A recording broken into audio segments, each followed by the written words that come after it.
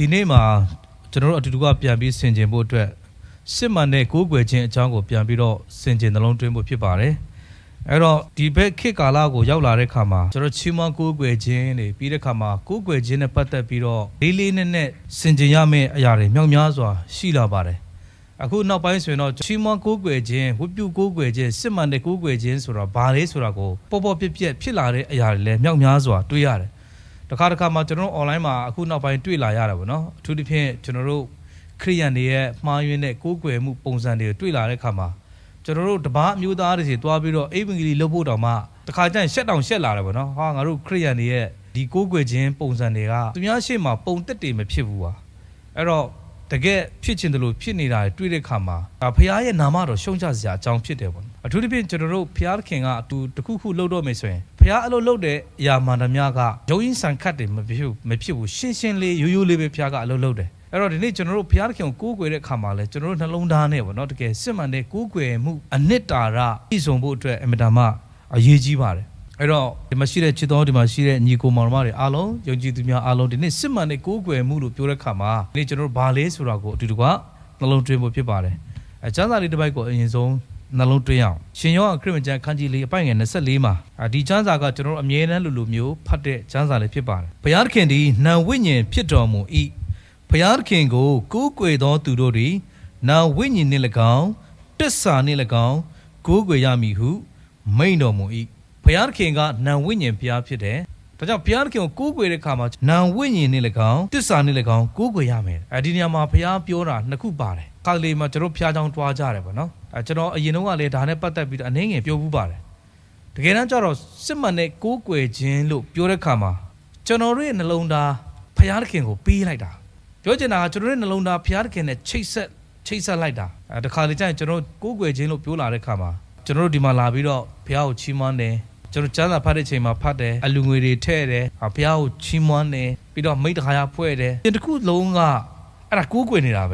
များတော့အဖြစ်ကျွန်တော်တို့ကခုနကပြောသလိုနော်ကျမ်းစာဖတ်တာတို့နှုတ်ကပတ်တော်နားထောင်တာတို့ဆုတောင်းတာတို့ပြီးဘုရားကိုချီးမွမ်းကိုးကွယ် praise လုပ်နေတာတို့ဒါဒီဟာလောက်ကိုပဲကျွန်တော်ကိုးကွယ်တယ်လို့ကျွန်တော်ထင်ပြီးတော့တွားကြတဲ့နေရာတွားလိုက်တယ်တချို့ပြီးတောက်ခြင်းတဲ့လူကကော်ဖီတော့ဖြောတောက်တယ်အမှန်ကအဲ့ဒါမျိုးမဟုတ်ဘူးဘုရားသခင်ကိုကိုးကွယ်တယ်လို့ပြောတဲ့ခါမှာအစီအစဉ်စတဲ့အချိန်ကစပြီးတော့အဆုံးထိအဲ့တခုစီတိုင်းကဒါဘုရားကိုကိုးကွယ်နေတာအခုကလေးတွေကပြတာကျမ်းစာရွတ်တယ်တို့ဘုရားကို praise ချီးမွမ်းတယ်အဲ့ဒါကိုးကွယ်နေတာအဲ့တော့တို့နဲ့တူကျွန်တော်တို့ကဘာလို့ဖို့လို့လဲကျွန်တော်နှလုံးသားပါဖို့လို့တယ်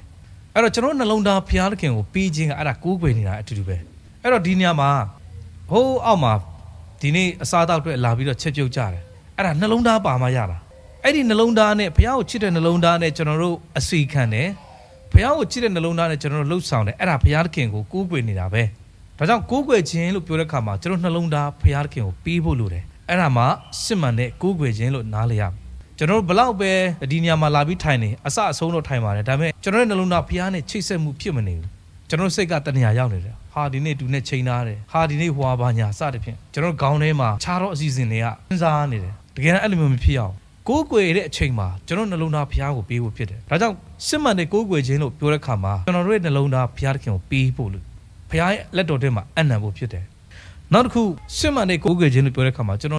တို့ရဲ့အလိုဆန္ဒကိုငင်းပယ်ပြီးတော့ဘုရားရဲ့အလိုတော်အတိုင်းကျွန်တော်တို့လှုပ်ဆောင်ခြင်းကအဲ့ဒါကိုးကွယ်နေတာလည်းအတူတူပဲတနင်္ဂနွေနေ့ရောက်လာတဲ့အခါမှာကျွန်တော်တို့မှာလည်းကိစ္စဝိစ္စတွေရှိနိုင်တယ်ဟိုကကိစ္စတာရေးနာရေးကိစ္စတွေပေါ့နော်လူတိုင်းမှာဒီကိစ္စဝိစ္စဆိုတာရှိတယ်ဒါပေမဲ့တချို့တော့ຢာတွေကကိုယ့်ရဲ့အလိုကိုဖြစ်ချင်တာထက်ကိုယ့်ရဲ့အလိုဆန္ဒကိုညင်းပယ်ပြီးတော့ဖခင်ရဲ့အလိုကိုဆောင်ခြင်းကအဲ့ဒါစစ်မှန်တဲ့ကိုးကွယ်ခြင်းရဲ့နှလုံးသားဖြစ်ပါတယ်အဲ့တော့ကျွန်တော်တို့တချို့တော့ညီကိုမောင်နှမတွေပေါ့နော်တနင်္ဂနွေနေ့ဆိုရင်တော့ကျွန်တော်ခရစ်ယာန်တွေအကုန်လုံးတည်တယ်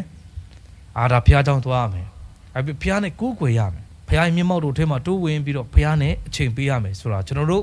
အကုန်လုံးတည်တယ်ဒါပေမဲ့တချို့ညီကိုမောင်နှမတွေဟွာလေးလှုပ်ရှားရှိတယ်ဒီဟာလေးလှုပ်ရှားရှိတယ်တချို့ပို့ပြီးဆိုတာကကိုယ့်ရဲ့အလိုကိုပဲလိုက်တယ်ပြစ်ချင်တာပဲကိုလှုပ်ချင်တာကိုဖြစ်ချင်တာအဲ့အတွက်ဦးစားပေးတယ်ဒါဆိုရင်တော့ကျွန်တော်တို့တခုခုမှားနေပြီပေါ့တနင်္ဂနွေနေ့မှာဆိုရင်တော့တပတ်လုံးမှာ6ရက်အလုပ်လုပ်တယ်ပေါ့နော်ပင်ပန်းကြတယ်တချို့နားကျင်တယ်ဒီနေ့တရက်လောက်နားလိုက်ကောင်းမယ်ဒါကိုယ့်ရဲ့အလိုဒါတစ်ဖက်မှာဖျားအလိုကြတော့အဲ့လိုမျိုးမဟုတ်ဘူးကျွန်တော်တို့ဥပုံလေးကိုတန့်ရှင်းရမယ်ဒီမှာကျွန်တော်ယူတည်ပြီးတော့ဖျားနဲ့ကိုးကွယ်ရမယ် ဒါဖျားခင်ကျွန်တော်တို့ကိုဖြစ်စေခြင်းနဲ့ဖျားရဲ့အလိုတကယ်တော့ကျွန်တော်တို့ခရစ်ယာန်တွေဖျားချောင်းထွားတယ်ဆိုတာကျွန်တော်တို့ရဲ့အသက်တာမှာတင်ကောင်းကြီးဖြစ်ဖို့အတွက်တို့စီလာခိုင်းတာဒါကြောင့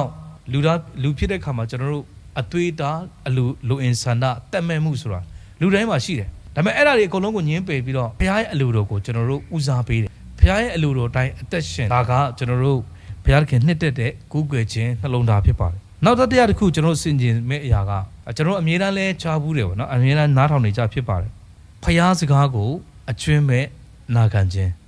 းနဲ့ပတ်သက်ရင်ကျွန်တော်အမြဲတမ်းလိုကြားရမှာဖြစ်တယ်ပေါ့နော်ဘာကြောင့်လဲဆိုတော့တစ်ခါလေကြာရင်ဒီလောက်ပြောတာတောင်မှဒီဘက်ပြောလိုက်တယ်ဟိုဘက်ကပြန်ထွက်သွားတယ်ဖျားเจ้าကနေထွက်သွားတဲ့ခါမှာကြမ်းပိုက်လဲအကုန်လုံးထားခဲ့ပြီတရားဟောချက်လဲအကုန်လုံးထားခဲ့ပြီဒီနေ့ဖျားကကျွန်တော်တို့ကိုအဲ့လိုမျိုးမဖြစ်စေချင်ဘူးဘယ်နေရာမှာပဲရှိဖျားเจ้าမှာပဲနာခံရမှာမဟုတ်ကျွန်တော်တို့အလုတ်ထဲမှာလဲဖျားစကားကိုနှလုံးသွင်းထားပြီးတော့နာခံခြင်းနဲ့အသက်ရှင်ရမယ်အဲ့တော့အလုတ်ထဲမှာလဲကျွန်တော်တို့ပါလဲဖျားစကားကိုအချိန်တိုင်းနိုင်တိုင်းမှာနာခံပြီးတော့အသက်ရှင်နေအဲ့ဒါသင်ကအချိန်တိုင်းမှာဖျားကိုကိုးကွယ်နေတာနဲ့အတူတူပဲဖြစ်တယ်ဒါကြောင့်ကိုးကွယ်ခြင်းဆိုတာအနာခံခြင်းပဲအဲ့တော့ကျွန်တော်အာဗြဟံရဲ့အသက်တော်ကြီးတဲ့ခါမှာဖျားကသူ့ရဲ့သားသူဦးသီးသောသားအသက်ကြီးမှပဲရတယ်သူ့ကိုပြန်ပြီးတော့ရစ်ပူဇော်ပါလို့ဖျားကတောင်းဆိုတဲ့ခါအာဗြဟံဆိုဘယ်လိုလုပ်မလဲကျွန်တော်တို့ဒီမှာသားသမီးတွေရှိတဲ့လူတွေဆိုရင်သိတယ်ပေါ့နော်ကိုယ့်သားသမီးနည်းနည်းလေးနေမကောင်းဖြစ်တာတောင်မှမခံနိုင်လောက်အောင်မိဘတွေကနာကျင်ခံစားရတယ်ကိုယ့်သားသမီးနည်းနည်းလေးဖျားပြီဆိုရင်လည်းမိဘတွေကနာကျင်ခံစားရတယ်ကဲအာဗြဟံကိုဖျားခင်ကနေ့သားကိုပြန်ပြီးတော့ရစ်ပူဇော်ပါလို့ပြောတဲ့ခါမှာဖခင်တွေမိခင်တွေဘယ်လိုလုပ်မခံစားနိုင်ဘူးနော်လူသားဖခင်မိခင်တွေဆိုမခံစားနိုင်ဘူးဒါပေမဲ့အာဗြဟံကအံ့ဩစရာကောင်းတယ်နော်ဖျားပြောတာမှန်တဲ့အခါမှာဘလို့ဖြစ်သူဖျားစကားကိုနာခံမယ်ဆိုပြီးတော့သူ့သားကိုခတ်တီပဲသူခေါ်သွားတယ်ရစ်ပူဇော်ဖို့အတွက်ထင်းနေပါတယ်လန်ကီတစ်ချောက်လုံးမှာသူငိုကြွေးနေမှာပဲသူ့မျက်လုံးထဲမှာသူ့သားရှိမှတော့မျက်ရည်တော့ကျမှာမဟုတ်ဘူးဒါပေမဲ့နှလုံးသားထဲမှာငိုကြွေးမှာပဲငိုကြွေးပဲနဲ့မနေဘူးဒါပေမဲ့ခိုးရောက်တဲ့အထိသူ့သားကိုရစ်ပူဇော်ဖို့အတွက်သူပြင်ဆင်တယ်အဲ့တော့ပြောချင်တာကတကယ်တမ်းကိုးကွယ်ခြင်းဆိုတာနာခံတဲ့နှလုံးသားကိုပြောတာဖျားစကားကိုအကျွမ်းမဲ့နာခံတဲ့အတ္တတာကိုပြောတာအဲ့ဒါဒီကိုးကွယ်ခြင်းပဲဖြစ်ပါတယ်သင်ကအလုပ်ထဲမှာဖျားစကားကိုနာခံတယ်ဥပမာတစ်ခုဒါကသူ့ဥစ္စာကိုမခိုးနဲ့မတက်မဲ့နဲ့လို့ပြောတာနော်ကျွန်တော်တို့အထူးသဖြင့်အလုပ်လုပ်ကြတဲ့ခါမှာကျွန်တော်တို့အချိန်ခိုးတာတို့အဲ့တော့အခွင့်အရေးရရင်တောင်မှကျွန်တော်တို့ကဘာလို့ဖို့လို့လဲဆိုတော့အဲ့ဒီအခွင့်အရေးကိုမယူဖို့ကျွန်တော်တစ္ဆာရှိဖို့ပေါ့နော်ဖျားစကားနာခံဖို့အဲ့တော့တင်ဖျားစကားနာခံလိုက်တဲ့အချိန်တိုင်းဟာတင်ဖျားကိုကိုးကွယ်နေတာနဲ့အတူတူပဲဖြစ်တယ်အဲ့ဒါကိုးကွယ်ခြင်းနှလုံးသာ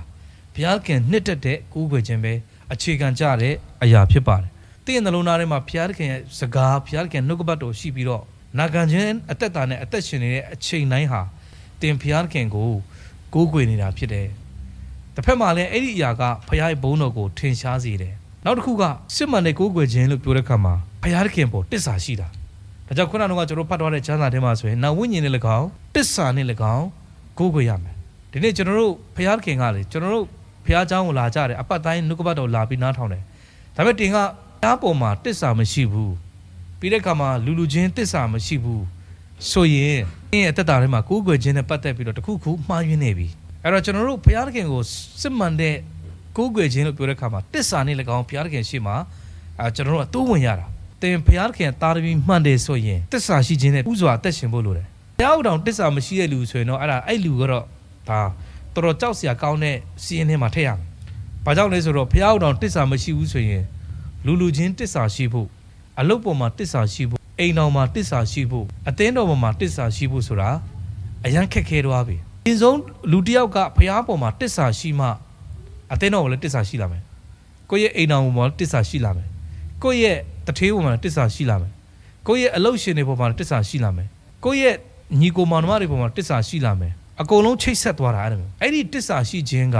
ဘုရားသခင်နှစ်သက်တဲ့စစ်မှန်တဲ့ကိုးကွယ်ခြင်းပဲဖြစ်ပါတယ်။ဒါကြောင့်ဒီနေ့ကျွန်တော်ခရစ်ယာန်တက်တာမှာဒီတစ္ဆာရှိခြင်းဆိုတာအင်မတန်မှအရေးကြီးပါတယ်။ကျွန်တော်တစ္ဆာနဲ့ဘုရားသခင်ကိုကိုးကွယ်ရမယ်။ဒီဘုရားပေါ်မှာတစ္ဆာရှိရမယ်။ကျွန်တော်တို့အသင်းတော်ပေါ်မှာတစ္ဆာရှိရမယ်။ကျွန်တော်မိသားစုပေါ်မှာတစ္ဆာရှိရမယ်။ကျွန်တော်တို့ညီကိုမောင်နှမတွေပေါ်တစ္ဆာရှိရမယ်။ပြီးတော့ကျွန်တော်တို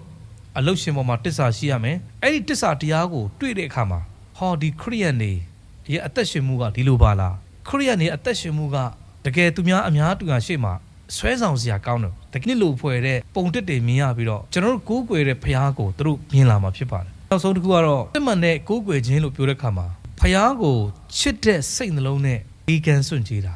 လိုအပ်တဲ့လူတိုင်းကိုတင်ပေးကမ်းစွန့်ကြည်နေတဲ့အချိန်ကတစ်ချိန်လေးမှာပဲတင်ဖခင်ကို ကိုးကွယ်နေတာပဲဖြစ်ပါတယ်ဟာဖျားเจ้าနဲ့ဝေးပြီးဆရာနဲ့ဝေးပြီးအဖေမေလည်းမတွေ့ဘူးမရဘူးဘုရားခင်ကရှိနေတာကိုဒါကြောင့် CCTV တောင်မှမဟုတ်ပါလဲစိတ်ချလို့မရဘူးเนาะဘုရားရဲ့မျက်စိတော်ခတ်သိမ်းလို့နေရာမှာရှိတယ်အဲ့တော့အလုတ်ထဲမှာလည်းရှိတယ်လမ်းတွားနေလည်းရှိတယ်အဲ့တော့ကျွန်တော်တို့ရဲ့အော်ဒဘစိတ်ထဲမှာကားစီးသွားတယ်ဆိုပါစို့ဘတ်စကားတူးစီးသွားတယ်အဲ့ကမှာပတ်စံကောက်တဲ့လူကလူအရန်များတော့သူကလူတိုင်းကိုတိတ်မမှတ်မိနိုင်ဘူးเนาะမမှတ်မိနဲ့ကိုယ်ကိုကြော်သွားတယ်ဆိုပါစို့ဟာကွက်တီပဲကျေးဇူးတော်ပဲကျေးဇူးတော်ချီးမွမ်းမလားအမျိုးဆွဲချီးမွမ်းလို့မရဘူးเนาะထိုက်တဲ့အရာကိုကျွန်တော်ပေးရမယ်လူတွေတော့မမြင်ဘူးအဲ့ဘတ်စကားပတ်စံကောက်တဲ့လူတွေမမြင်ဘူးဒါပေမဲ့ဘယ်သူမြင်လဲဘုရားသခင်မြင်တယ်အဲ့တော့ကျွန်တော်တို့က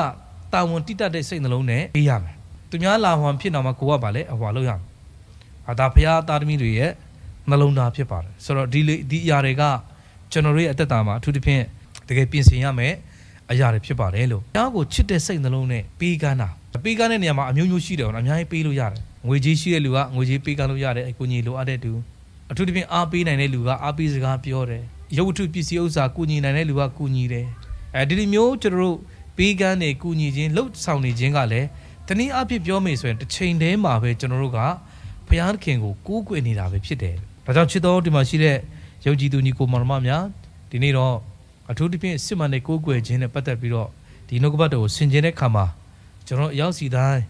ဒီနေ့ဘယ်နေရာမှာပဲဖြစ်ဖြစ်ဘယ်အချိန်မှာပဲဖြစ်ဖြစ်